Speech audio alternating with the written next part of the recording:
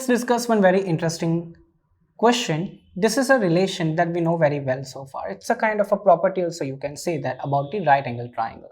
Let's start with the question.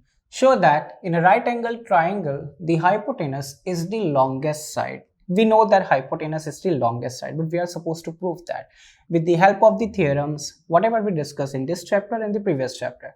So how can we do that?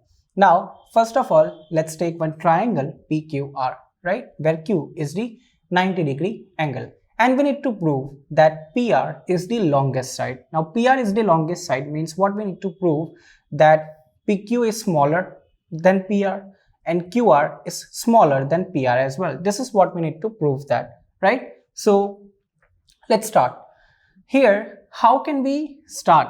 Now, here we are going to use the theorem, right? If you have the larger angle, you will be having longer side, right? This is the logic this is the theorem that we are going to use. So, first of all, let's start with the 90 degree. Now, here we can see very well in triangle PQR,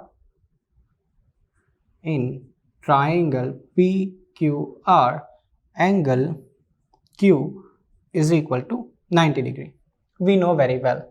So, now one more result we know very well, that two angles, each angle of the triangle, right angle triangle is acute angle. Means what? It will be less than 90 degree, we know very well. This angle cannot be 90 degree or more than 90 degree, right? And so is the case with this angle. It cannot be 90 degree or more than 90 degree. It's not possible, right? So what we can write? First fact, we can write that angle P is less than angle Q. This is what we can write first, right? Angle P is less than angle Q. Now, if we apply the theorem, if you have the larger angle, you will be having the opposite side longer. So, what we can replace angle P with? What is the opposite side of P? That is QR. So, we can write QR is less than PR. Opposite is PR, right? We got one result, right? We need to prove that I told you that each of the side is shorter than PR. This is what we want to prove. We prove for the first one. Now, let's prove for the another one. Similarly, here we have taken the angle P. Now, let's take angle R. So, we can write angle R is less than what? Angle Q, right? Because we know P and Q both are acute angles, which is less than 90 degree. Now, R can be replaced by the opposite side, which is here this PQ, okay?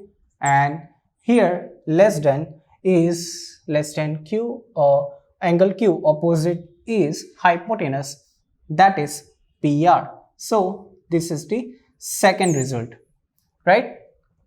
So, we know that QR is less than PR and PQ is also less than PR. Both sides are less than PR. So, we can write from 1 and 2. From 1 and 2, we can write that PR is the longest side. Very simple to do, right? We just use the theorem over and over again for 2 times basically, right? First, for this angle P is less than angle Q because it is acute angle. Then angle R is less than angle Q. Again, angle R is also acute angle. And we know very well that if you have the larger angle, you are going to have the longer opposite side, right? Or we can mention here as well, side opposite to larger angle is what? Longer. Remember that, right? If you have the larger angle, then opposite side will be what? Longer one. This is what we applied for both the cases. For case 1 and case 2, we get the 2 results, and in both of them we found that PR is greater, right? PQ is smaller than PR and QR is also smaller than PR. So which will be the longest one, right? Which is PR. So PR is what? Hypotenuse. So this is how we prove that in the right angle triangle, hypotenuse is the longest side.